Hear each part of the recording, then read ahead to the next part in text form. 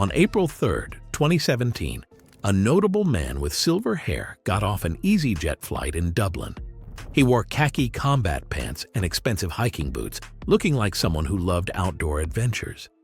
He carried a backpack with a neatly rolled tent mattress on top. He blended into the crowd at the baggage hall, moving among other passengers. But Imre Arakas didn't come to Ireland to enjoy the green countryside and fresh air. His mission was much darker. He was there to commit murder. Imre Arakas arrived in Dublin, hired by the infamous international drug cartel leader Daniel Kinahan.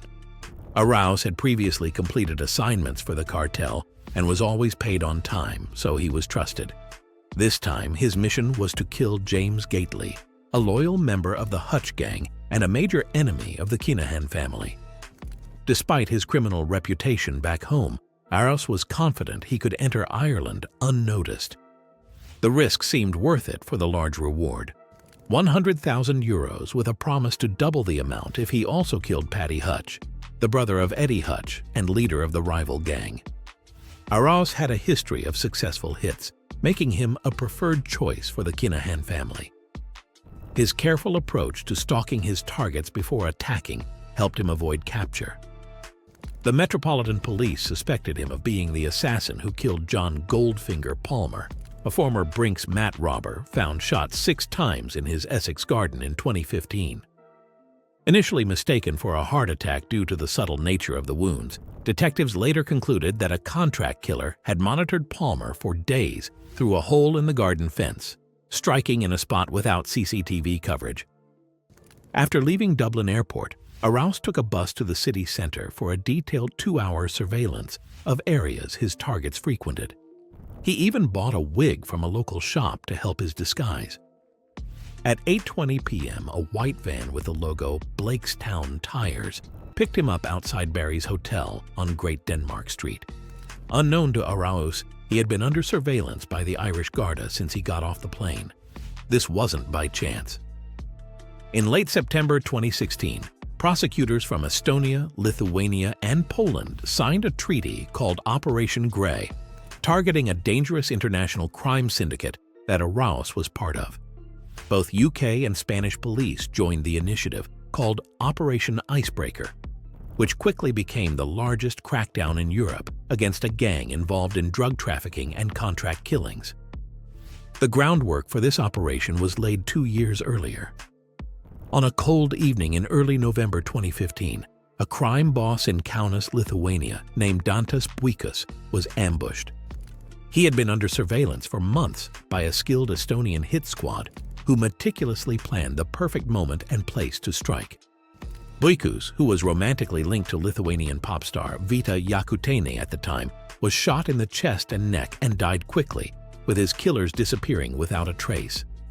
Initially handled by Lithuanian police, the murder investigation soon required the expertise of Estonia's Organized Crime Bureau, CCP, which was called in 6 months into the investigation due to its complexity and the professional nature of the hit. Argo Law's CCP head warned that Estonia's global connections make it vulnerable to international crime. Drug trafficking and contract killings are prevalent, highlighting the need for cross-border cooperation. The CCP used underworld informants to identify suspects in the Buikas murder: Arik Gabiev, Hans Avert, and Imre Arakas. While Avert and Gabiev had minor criminal records, Arakas was a notorious gangster with ties to a powerful drug cartel. Throughout 2016 and 2017, detectives noted an unusually high frequency of Arakas's visits to Ireland, which might have gone unnoticed if not for the fierce gang conflict unfolding there.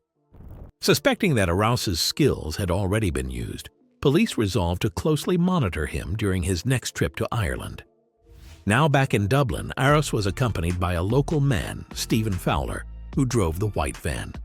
Detectives managed to link him to the cartel. At 60, Fowler was well known to the Garda, and his son Eric, who was shot dead a year after the botched plot against Gately, had been identified as an associate of the Kinahan organization.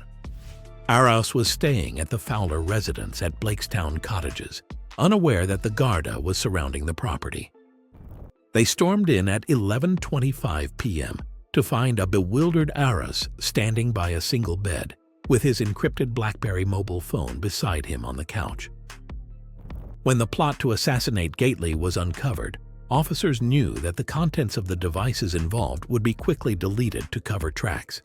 In a moment of quick thinking, one officer used his own mobile phone to take photos of an open message thread on Arakas's device. The thread featured conversations among 4 usernames: Onu, Knife, Bonfour, and Bon Nouveau. Another crucial piece of evidence surfaced, a scrap of paper with writing in Estonian and the name James Gately scribbled in English, hinting at a target. The translated note directed to 8th row, second picture visible.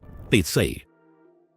Additionally, police found a mirror bought just a day earlier, along with a wig stashed in a bag, and a bundle of euros and sterling notes. Detective David Gallagher later reviewed these secret communications that detailed the meticulous planning behind the attempt on Gately's life.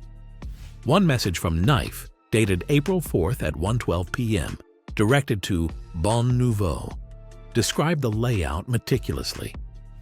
The car exits the rear of this building via a shutter, which operates up and down with a buzzer. There's a ball camera above the entrance, champagne-colored Toyota Avensis. His parking space is directly in front. As soon as the shutter opens, there's a gym he drives to most days. He seems to go to Newry and back. A follow-up message from Bon Nouveau at 10:17 a.m. to Knife queried, "Okay, and where can we see photos of him?" Wait. A subsequent message from Knife to Bon Nouveau at 1:12 p.m. detailed how to locate a photo. For the picture, go into Google, type James Gately Dublin, click on Images, then look on the 8th line. It's the second photo. He's wearing a black suit, and beneath the image it clearly states James Gately. It's a clear image of him.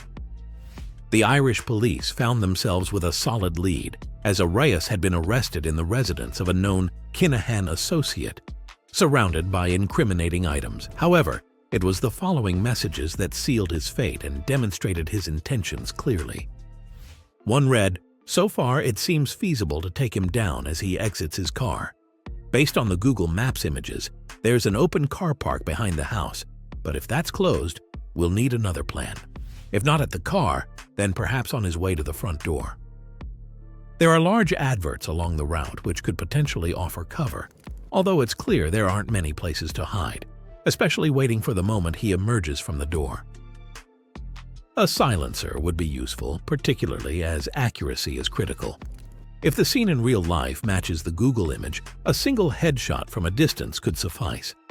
Additionally, there's a technique to prevent him from closing his front door, allowing me to follow him into the corridor, though it only works if the doorframe is metallic. The image suggests it's plastic, but I'll see what I can do. Best regards. This detailed planning illustrated the calculated nature of the plot, leaving Arakas in an increasingly vulnerable legal position.